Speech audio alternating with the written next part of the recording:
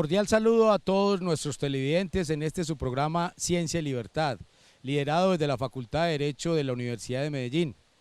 Hoy con un gran invitado, el doctor Vicente Caballo, profesor de la Universidad de Granada y presidente de la Asociación Psicológica Iberoamericana de Clínica y Salud, APICSA. Muchas gracias por compartir con nosotros, doctor Caballo. Muchas gracias a ustedes por invitarme. Doctor Caballo, hay un tema muy apasionante y que sabemos que usted lo ha trabajado demasiado, y es el tema de la personalidad y los trastornos que ésta pueda tener. Yo quisiera hacerle una pregunta en relación a ello. ¿Los trastornos mentales tienen que ver con la personalidad de un ser humano? Hombre, prácticamente todo tiene que ver con la personalidad del ser humano. Es decir, uno no puede dejar la personalidad en casa y salir sin personalidad. Todo tiene que ver con la personalidad. Lo que pasa es que hay trastornos específicos de la personalidad y otros trastornos que, aunque afectan a la personalidad, digamos, no los llamamos como trastornos de la personalidad. Y uno podría decir, ¿qué son trastornos de personalidad? Sí, son conjuntos de comportamientos que se manifiestan prácticamente en todas las situaciones y en todo momento. Es decir, una persona que tiene una personalidad narcisista suele comportarse de forma narcisista en todas las situaciones donde es posible manifestar esa personalidad. Hay situaciones donde, digamos, hay más estímulos que disparan a la personalidad narcisista y otras situaciones donde hay menos. Por ejemplo, Trump se comporta de forma narcisista en todas las situaciones donde va. En algunas claramente se ven sus comportamientos narcisistas, en otras, bueno, por las características de la situación, pues están más atenuados esos comportamientos. Entonces, la personalidad la lleva el individuo allá donde va, no puede dejarla en su casa. Y, por lo tanto, el trastorno de la personalidad sucede lo mismo. ¿Y cuál es el impacto de estos trastornos en la calidad de vida de las personas? Algunos trastornos realmente deterioran de forma enorme la calidad de vida de las personas. Por ejemplo, el trastorno límite hace que la vida de las personas esté muy deteriorada, y no solamente de la persona que padece del trastorno, sino del entorno más cercano, del entorno familiar más cercano. Muchas veces son los familiares los que intentan llevar a la persona con el trastorno límite al psicólogo y le dice, por favor, a ver si puede usted modificar sus comportamientos porque nos tiene realmente, es decir, tenemos un ambiente muy malo con esa persona, ¿no? Entonces, el impacto de algunos trastornos es enorme para el sujeto y para el entorno cercano. El de otros trastornos, digamos, que no tiene tanto impacto para la propia persona, pero sí tiene un impacto muy importante para el entorno cercano o incluso lejano. Por ejemplo, el antisocial y el narcisista, la persona que lo padece, pues tampoco se inmuta mucho por tener el trastorno, pero quienes lo padecen son el entorno más cercano e incluso no tan cercano. Los efectos que tiene el comportamiento de Trump, por ejemplo, él le da igual, a él no lo padece. Se acuesta, se levanta a media mañana, tuitea y pasa de lo que los demás piensen. Pero el entorno cercano y no tan cercano, pues sufre los efectos de su comportamiento, ¿no? Lo mismo un delincuente. Muchos delincuentes, ellos no sufren. Quienes sufren son las víctimas de su comportamiento. Entonces, dependiendo del trastorno, el comportamiento o la vida de la persona que lo padece puede verse más afectada o menos afectada. A veces es la persona que lo padece quien está más afectada, y en otros trastornos quien está más afectado es el entorno cercano o no tan cercano, claro. Doctor, yo quisiera saber, desde el punto de vista de la psicología, la personalidad más o menos hasta qué edad se va formando, o si uno puede ir cambiando las personalidades a través de su existencia. Sí, claro, digamos que la personalidad en el fondo es decir, nunca está totalmente desarrollada, es decir, uno puede ir cambiando a lo largo de toda su vida. En cualquier caso, hay una especie de consenso en el que se dice que, bueno, pues final de la edad de la adolescencia, principio de la edad adulta, digamos que la personalidad está bastante formada. No es que esté totalmente formada, pero bastante formada. Y ahí es cuando podemos diagnosticar un trastorno de la personalidad. Pero a veces un adolescente con 15 años pudiera tener todas las características de un trastorno de la personalidad, y eso lo va a tener el resto de su vida. Entonces, ¿que podemos ir cambiando? Pues realmente podemos ir cambiando a lo largo de toda la vida. Ahora, cambios drásticos es difícil que a partir de los primeros años de la edad adulta tengamos. Ahora, siempre hay casos, claro, no es que sea imposible, pero a partir de los primeros años de la edad adulta normalmente la personalidad se mantiene relativamente constante. ¿Cuáles son los tipos de trastorno de la personalidad y cuáles los más frecuentes? Hay, digamos, unos 10 tipos de trastornos de la personalidad. Algunos tienen mucho impacto en la sociedad, como el trastorno narcisista y el antisocial, y son bastante frecuentes. Y parece que cada vez más, parece que la sociedad favorece ese tipo de trastornos de la personalidad. Es decir, las sociedades, sobre todo individualistas, como son las sociedades occidentales, favorecen, digamos, el trastorno antisocial y el trastorno narcisista. Las sociedades colectivistas, tipo Japón o algunas otras sociedades, es más difícil que se produzca ese tipo de trastornos. Sobre todo el narcisista, por ejemplo, digamos que nuestra sociedad cada vez va fomentando más las virtudes propias de cada sujeto, no las virtudes del grupo. Entonces eso favorece el trastorno narcisista, mientras que en una sociedad colectivista lo que se fomenta es el trabajo en grupo, no tanto, digamos, las características individuales. Entonces eso esas características harían que fuese más difícil desarrollar un trastorno narcisista. En ese sentido, usted habla de las sociedades occidentales. ¿Cómo se incentiva en una sociedad ese trastorno antisocial y narcisista?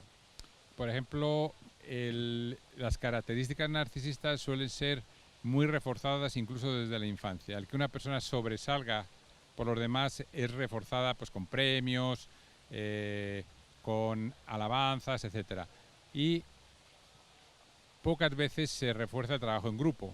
Es decir, incluso aunque la gente se una en grupos, muchas veces se distingue a la persona que es más lista, más educada, que se porta mejor. Entonces, cuando con personas individuales se refuerza más que lo que es el comportamiento de grupos, estamos fomentando un comportamiento narcisista.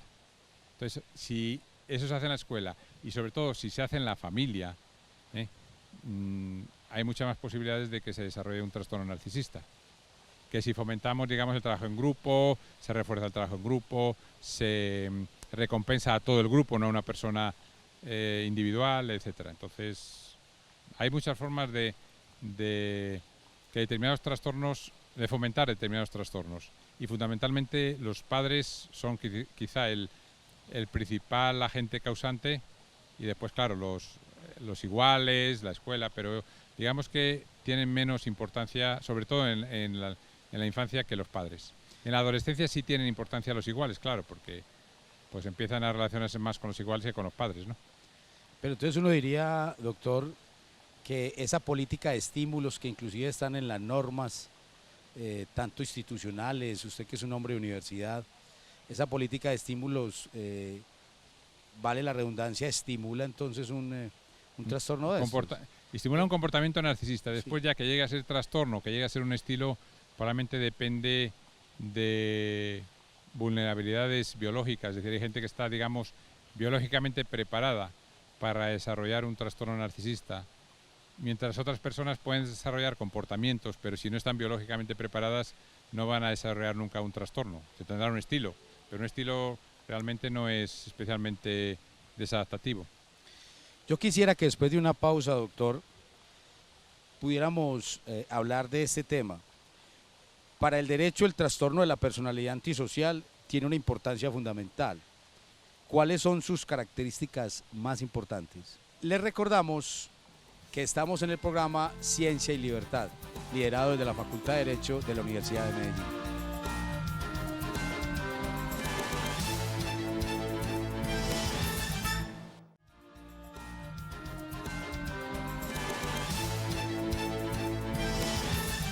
Continuamos con nuestro programa Ciencia y Libertad, liderado desde la Facultad de Derecho de la Universidad de Medellín.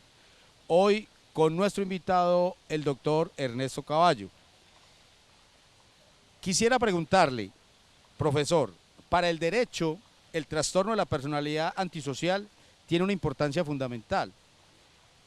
¿Cuáles son sus características más importantes? La más importante es que los antisociales persiguen sus objetivos sin importar las consecuencias. Es decir, si dañan a alguien, hieren a alguien, produce algún tipo de consecuencia dañina, a ellos les da absolutamente lo mismo. Ellos persiguen sus objetivos sin importar a quién dañen. Y una característica muy reseñable de los antisociales es que generalmente tienen ausencia de remordimiento. Es decir, cometen un delito, cometen un comportamiento inadecuado y no tienen ningún remordimiento por haberlo hecho. Entonces ellos son capaces de distinguir entre lo que está bien y está mal, lo que favorece a la sociedad y lo que no favorece, pero le da lo mismo, es como si no estuviesen socializados. Entonces persiguen sus objetivos personales independientemente de lo que suceda. Entonces no aprenden incluso ni siquiera de las consecuencias. Es decir, cuando una persona comete un delito y al tiempo ingresa en la cárcel, generalmente si es un antisocial, porque no todos los que están en la cárcel son antisociales, si es un antisocial va a seguir cometiéndolo. Es decir, que lo que es el castigo demorado, es decir, no inmediato, y en la sociedad difícilmente vamos a dar un castigo cada vez que una persona tiene un comportamiento inadecuado. Cuando es un castigo demorado, suele tener poca influencia en el comportamiento de los antisociales. O sea, el antisocial siempre va a ser antisocial. El antisocial siempre va a ser independiente que antisocial. le den 15, 20 años de cárcel. La próxima vez intentará ser más inteligente y que no le lleven a la cárcel. Eso, pero yo le hago una pregunta. Cuando hay personas que hay veces comentan y dicen, hombre, pero si los padres de esa persona, de ese antisocial, son buenos ciudadanos, ¿de dónde salió con esos comportamientos o con ese trastorno? Uno, psicológicamente, ¿qué le podría responder a esas personas? Digamos que el trastorno antisocial aparece en cualquier tipo de estrato, es decir, en sujetos con estatus socioeconómico bajo, con estatus socioeconómico alto, no importa mucho el estatus socioeconómico. Parece que algunas, digamos, estructuras o formas de funcionar de los padres pudiera influir. Y no importa el estatus socioeconómico. Por ejemplo, las familias que no tienen, digamos, unas reglas claras y unas normas claras de comportamiento pueden estar influyendo el hecho de que los niños se comporten de cualquier manera. No tienen una consecuencia negativa cuando se comportan mal. O no tienen una consecuencia negativa inmediata. Es decir, si se le pospone mucho, como que no tiene mucho efecto en el comportamiento, la consecuencia. Entonces, por ejemplo, unas reglas claras que los niños tienen que cumplir y que no ser demasiado, digamos, que levanten mucho la mano para los determinados comportamientos, eso favorecería que no desarrollase un comportamiento disocial. Los niños pueden tener un comportamiento que se llama disocial, que es parecido al antisocial de los adultos. En ese caso sí se puede intervenir para que no sigan desarrollando esos comportamientos disociales. Pero cuando ya son adultos es muy difícil cambiarlos, los comportamientos antisociales. Entonces, podemos prevenir el comportamiento antisocial, pero en estos momentos no sabemos cómo modificar el comportamiento antisocial. Es decir, podemos cambiar el comportamiento de los niños, pero no sabemos cómo cambiar el comportamiento de los adultos que ya tienen un trastorno antisocial. ¿Todas las personas que cometen delitos tienen trastorno de la personalidad antisocial? No. De hecho, se han hecho muchas encuestas en las cárceles sobre cuántos de los prisioneros tienen un trastorno antisocial y cuántas no. Entonces, digamos que ha ido desde cárceles donde se ha encontrado que un 20% de los reclusos tienen un trastorno antisocial, hasta cárceles donde hasta un 80% de los reclusos tenía trastorno antisocial. Entonces varía mucho. No todas las personas que están en la cárcel tienen que tener un trastorno antisocial y, por supuesto, muchas personas con trastorno antisocial no están en la cárcel. Hace poco en un congreso de neurociencia escuchaba a un veterinario forense decir o colocar un caso de que cuando el niño es muy llamado a matar los animales, puede llegar a tener un trastorno de estos. ¿Eso es posible? Cuando un niño mata animales y como por placer y le gusta. Esa es una de las características del trastorno antisocial. Es decir, un niño que mate animales por placer, digamos que sería más fácil que estuviese en la senda de desarrollar un trastorno antisocial, pero no necesariamente. Quiere decir que eso es una característica de los trastornos antisociales. Es decir, el adulto con un trastorno antisocial generalmente en la infancia pues ha matado animales por placer, pero no todo el mundo, todos los niños que matan animales por placer llega a desarrollar un trastorno antisocial. Entonces es más fácil que si mata animales por placer, es más fácil sí, pero el que sea más fácil no quiere decir que seguro que va a desarrollarlo. ¿Cuál es la diferencia entre el trastorno de la personalidad antisocial, la sociopatía y la psicopatía? Sobre ese asunto hay, bueno, muchas controversias. No está muy claro. Yo recuerdo haber hablado con uno de los especialistas mundiales en psicopatía, que era un psicólogo canadiense, se llama Robert Hart, y él señalaba que el trastorno antisocial era más amplio, había más gente con trastorno antisocial y una parte de los que se diagnosticaban como trastorno antisocial podía también diagnosticárseles como psicópatas, especialmente si cumplen la característica de ausencia de remordimiento. Es decir, las personas con ausencia de remordimiento son mucho más difíciles de modificar su comportamiento y los psicópatas son mucho más difíciles de modificar su comportamiento. Entonces, es una posibilidad de diferenciación entre psicopatía y trastorno antisocial. Es decir, todos los psicópatas tendrían un trastorno antisocial, pero no todos los trastornos antisociales serían psicópatas. Otros autores, otros investigadores defienden que no hay diferencia, simplemente que algunos sujetos tienen comportamientos más extremos que otros, y esos comportamientos más extremos pues a lo mejor podríamos llamarles psicópata, pero también podríamos decir que son trastorno antisocial con un comportamiento más extremo, ¿no? Entonces hay, digamos, muchas disquisiciones, controversias sobre si hay diferencias. Lo de sociopatía es un término que viene de la sociología, entonces normalmente en psicología o en psicología social, en psicología clínica o en psicopatología normalmente no lo utilizamos. Seamos psicópata o trastorno antisocial, pero no utilizamos el término sociópata. ¿Hay algún tipo de tratamiento que se pueda aplicar de manera efectiva para el trastorno de la personalidad antisocial? Desafortunadamente, en estos momentos no tenemos datos que apoyen ningún tratamiento eficaz para el trastorno antisocial.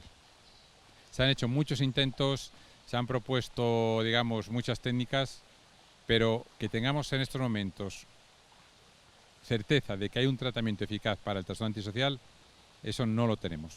Desafortunadamente, porque qué más nos gustaría a los psicólogos poder trabajar y poder tratar a estas personas con un resultado eficaz, pero no, en estos momentos no tenemos ningún tratamiento eficaz para el trastorno antisocial. Doctor, yo quisiera que después de una pausa pudiéramos conversar sobre este interrogante. ¿Las víctimas de delitos violentos generan algún tipo de trastornos de la personalidad que puedan tener relevancia desde el punto de vista jurídico?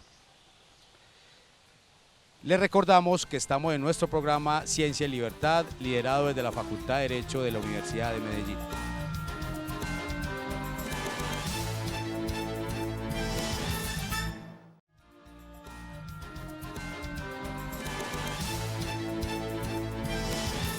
Continuamos con nuestro programa Ciencia y Libertad. Hoy con nuestro gran invitado, profesor de la Universidad de Granada en España, el doctor Caballo. Doctor Caballo, ¿las víctimas de delitos violentos generan algún tipo de trastornos de la personalidad que puedan tener relevancia jurídica o en el derecho? Hemos encontrado, por ejemplo, que muchos de los trastornos límite de la personalidad han sufrido abusos sexuales en la infancia. Entonces, eso parece que podía ser una característica importante en el desarrollo del trastorno límite. Lógicamente, el trastorno límite sí es un atenuante cuando un sujeto con trastorno límite comete algún tipo de delito. Entonces, el trastorno límite, a diferencia del trastorno antisocial, sí es atenuante. Lo que no es atenuante, por ejemplo, es el trastorno antisocial. Algunos psicólogos incluso opinan que debería ser agravante. Por ejemplo, recordaba el caso de un sujeto, un caso muy famoso en España de los años 90, en el que un individuo con un trastorno antisocial más bien parecía sádico, es decir, más extremo que el trastorno antisocial, inventó un juego de rol y como parte del juego de rol incluía el matar a una persona, cualquier persona. Entonces, él y un amigo de juego salieron una noche para cumplir con esa tarea del juego de rol, que era matar a una persona. Encontraron a una persona que limpiaba oficinas a las 2 de la mañana esperando un autobús y con los cuchillos que llevaban se liaron a matar a esa persona. Entonces, ese sujeto no solamente no se arrepintió del crimen, sino que se felicitó, en un diario que tenía, se felicitaba por haber cometido el crimen y además señalaba que se había fumado un puro después del crimen y que sentía una paz espiritual total. Entonces, ese tipo de sujetos, además, nunca se arrepintió del delito. Fue condenado a un montón de años de cárcel, los cumplió, salió y parece que nunca se arrepintió de sus crímenes. Ese tipo de sujetos no se rehabilitan, la posibilidad de volver a cometer delitos es muy alta. Claro, tendría que inventar otro juego de rol con esas mismas características, pero digamos que ese tipo de sujetos como que sobran en la sociedad. Es decir, nunca está uno a seguro del comportamiento de sus sujetos. No se arrepiente de sus delitos, hasta incluso el hecho de matar a una persona a él no le importaba. Entonces, a pesar de que los psicólogos dijeron que era mejor que estuviese más tiempo en la cárcel, quien tiene la última palabra son los jueces.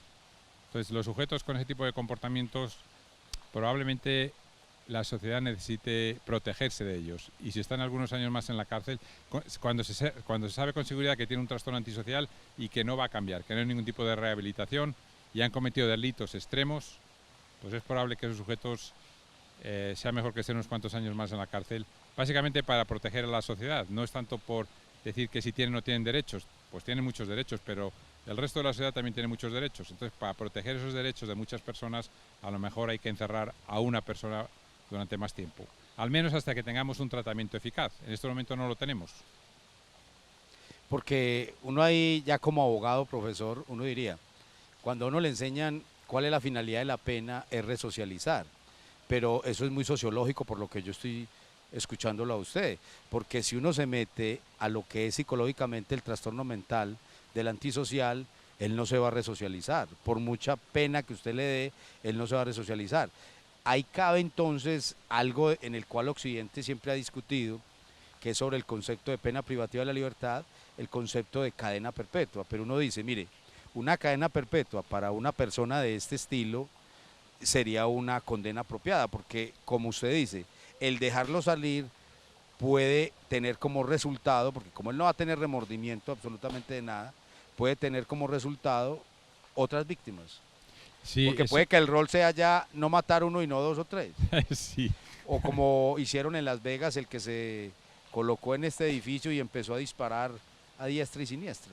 Le sueltan y puede seguir cometiendo el mismo delito. Si Sí. tiene un trastorno antisocial, en España se discutió y ahora todavía está creo que vigente lo que se llama prisión permanente revisable, que es una especie de cadena perpetua revisable, es decir, para personas con delitos extremos. Y en estos momentos creo que solo hay una persona condenada a prisión permanente revisable, que fue una persona que mató a sus hijos con una sierra. Es un delito extremo, atroz, y a esa persona se le ha, es decir, se la metió en prisión bajo la pena de prisión permanente revisable. Es decir, que a los 20 o 25 años se va a revisar si está rehabilitado. Si no está rehabilitado, va a seguir en prisión. Entonces, a mí me parece bastante correcto para ese tipo de delitos extremos, delitos que realmente remueven a la sociedad. Hay gente que mata a un montón de personas, el tiroteo de Las Vegas, gente que mata a sus hijos. Es decir, ese tipo de delitos extremos probablemente sea, digamos, protejamos a la sociedad con ese tipo de especie de cadena perpetua. Revisable en el sentido de que si es rehabilitable, si se rehabilita, pues se le puede soltar. Si no se rehabilita, sigue en prisión. Pero también acudiendo a lo que usted nos acaba de enseñar, que no hay cura en este momento. Claro. Entonces yo a los 25 años miro. Si es un trastorno antisocial, lo más probable es que no haya rehabilitación, por lo tanto, pues va a seguir en la cárcel. Profesor, el trastorno por estrés postraumático causa problemas para toda la vida de quien lo padece. Ahí hay, digamos que para algunas personas es muy complicado que no tengan ningún tipo de, aunque sigan tratamiento, que no conserves algún tipo de secuela. Para otras personas parece que, digamos, las secuelas son menores. Entonces depende mucho del tipo de personas. Hay tratamientos, especialmente cognitivo-conductuales, que tienen una gran eficacia para este tipo de trastorno. Pero en algunos sujetos especialmente, digamos, que desaparezca todo síntoma, toda secuela, es muy difícil. En otras personas sí, puede tener algún tipo de síntoma menor que no tiene mayor importancia. Entonces, depende mucho de primero, que sea un tratamiento cognitivo-conductual que se ha demostrado que es eficaz para el trastorno de estrés postraumático, y segundo, depende un poco de la vulnerabilidad de la persona que lo sufre, ¿no? Personas muy vulnerables es muy difícil que desaparezca todo síntoma, toda secuela. personas no tan vulnerables puede desaparecer prácticamente lo que es más importante, es decir, si queda algo no tendría realmente mucha repercusión en la vida del sujeto. Desde el punto de vista psicológico, uno puede decir de que el estrés entonces es como la enfermedad de este siglo XXI, que tiene que ver con muchos comportamientos. Claro, es que el estrés se puede hablar de tipos de estrés extremos, como es el caso de estrés postraumático. Generalmente en el estrés postraumático la persona está sometida a una situación muy extrema, que no es habitual. Es decir, pues gente que está en guerra, gente que es violada, gente que se echa prisionera y tiene cautiva durante un tiempo. Ese tipo de comportamientos o ese tipo de situaciones son O realmente que está extremas. amenazada. O, claro, si está amenazada de muerte también puede desarrollarlo. Pero, digamos, no es lo más frecuente. Lo que sí es frecuente es el estrés cotidiano. Es decir, el estrés por ir al trabajo, por digamos, la cantidad de coches que hay cuando uno quiere el tráfico, que le demora y llega tarde al trabajo, el estrés por discutir con su pareja, el estrés, no sé, a la hora de dormir, porque empieza a pensar en cosas que tiene que hacer mañana y no le deja dormir, etcétera. Entonces, digamos que el estrés es muy común en nuestra vida y nos afecta a todos los niveles. Es decir, no hace falta irse a situaciones extremas, como el caso del estrés postraumático, para, digamos, hablar del impacto del estrés en nuestra vida. El estrés cotidiano tiene mucho impacto en nuestra vida y sobre todo si es pequeñas situaciones de estrés, pero de forma continua nos afectan claramente a la salud. Desde úlceras de estómago, disminución de la potencia del sistema inmunitario, un montón de enfermedades que se sabe que, digamos, el factor ambiental y el factor psicológico tiene una importancia tiene una importancia clave. Entonces, hombre, lo ideal sería tomarse las cosas con mucha más tranquilidad. Bueno, que uno llega tarde al trabajo, pues ¿qué le va a hacer? O uno discute con su pareja, pues bueno, pues ¿qué le va a hacer? Entonces, tomarse las cosas con mucha más tranquilidad, viviríamos una vida mucho más sana y nos afectaría mucho menos a la salud. Pero es difícil. Es difícil que lo hagamos y es difícil, digamos, tomarse ese tipo de situaciones con más tranquilidad. Pero a fin de cuentas, el tomárselo tan a pecho como a veces nos lo tomamos no soluciona nada. Entonces dices, ¿para qué? Hay cosas que no puedo cambiar. ¿Por qué me voy a poner nervioso? ¿Por qué voy a estar estresado? Si no lo puedo cambiar. Si lo puedo cambiar, cámbialo. Si no lo puedes cambiar, ¿para qué te vas a estresar? Entonces aceptemos las cosas que no podamos cambiar y llevámoslas de una forma mucho más tranquila, ¿no? La tranquilidad es vital en estos temas. La tranquilidad es importante. Profesor, muchas gracias por visitar nuestra casa de estudios, muchas gracias por las enseñanzas que nos deja. Siempre estaremos atentos al desarrollo de todos nuestros convenios y le agradezco por haber aceptado la invitación a su programa Ciencia y Libertad. Muchas gracias a la Universidad de Medellín y a la Facultad de Derecho y al programa de Psicología. Gracias.